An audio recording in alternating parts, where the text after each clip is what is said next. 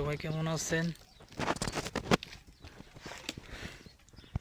তো আজকে video topic হচ্ছে, ওটা কোনো ব্লগ না, কিন্তু উপদেশমূলক একটা ভিডিও।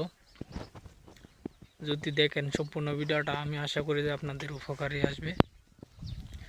তো যারা যারা ভাবতেছেন সৌদি আরব আসবেন, এরকম খেজুরের মাজরাতে কাজ করবেন, তো আসেন, মানা নেই। কিন্তু অবশ্যই যারা যারা ভাবতেছেন বিভিন্ন মাজরায় আসবেন, তারা অবশ্যই দেশে একটা কাজ করছেন এরকম, পরিশ্রমের দিক দিয়ে আর কি, ধরেন গৃহস্থির কাজ বা অন্যান্য কাজ আছে, যারা কঠোর কঠোর যে যে কাজগুলো আছে, অনেক কষ্টের কাজ, এই কাজগুলো যদি করে থাকেন দেশে, তাহলে অবশ্যই বিদেশে আসেন, সমস্যা নাই। কেননা যারা দেশে পরিশ্রম করেন, অনেক কষ্ট করেন, তারা এই সকল কাজ পারবেন। আর যারা দেশে কোনো প্রকার কাজ করেন নাই, তারা ভুলেও কখনো এই সকল মাজরায় আসবেন না। কেননা মাজরায় ভাই অনেক পরিশ্রম। এই যে দেখেন ভাই, এই যে এই ডাক্কাগুলো আমি কিন্তু কাটতেছি। এখন এই ডাক্কাগুলো আমি কাটাই যে এমনি ফালায় রাখছি, দেখতে কিন্তু সুন্দর দেখা যাইতেছে, কিন্তু ভাই এগুলা করতে আমার অনেক কষ্ট হয়েছে। কেননা এগুলাতে প্রচুর পরিমাণে কাটা থাকে ভাই। খেজুর গাছ জানেনই তো, খেজুর গাছে কী পরিমাণ কাটা থাকে, আর ওই কাটাগুলো কী পরিমাণ বিষাক্ত ভাই, বিশ্বাস করবেন না। কালকে আমি যখন কাজ করছি, তখন মিনিমাম 10 থেকে 15টা কাটার গা খাইছি।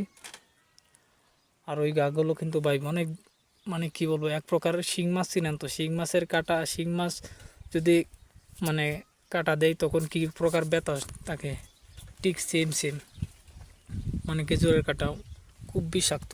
আর এই যে দেখেন, আমি এখন বর্তমানে মই দিয়া এই যে এই গাছ পরিষ্কার করতেছি।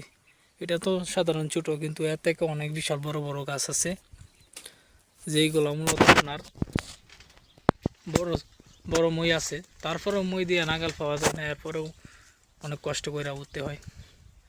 আর এতে এত পরিমাণ কাটা থাকে ভাই, বিশ্বাস করবেন না।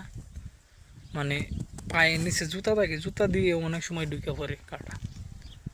তো কাউকে যদি বলি, কেউ বিশ্বাস করবে না, হয়তো বলবে যে বিদেশ গেছো, কাজ কাম পারো না, কষ্ট করতেছো, তাই মনে হয় এরকম স্টোরি বল।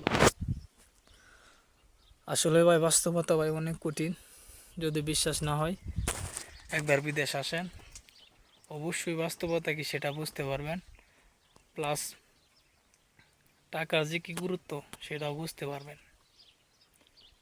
তবে আমি আশা করি বিদেশ আসার আগে অবশ্যই ভালো একটা পজিশন দিকা, ভালো জায়গায় আসা। কেননা আপনি যদি একটা ভালো পজিশনে আসেন, অবশ্যই আপনি কাজ কামের দিক দিয়ে বা অন্যান্য ফ্যাসিলিটিস আছে, সবগুলোর দিক দিয়ে আপনার বলেন।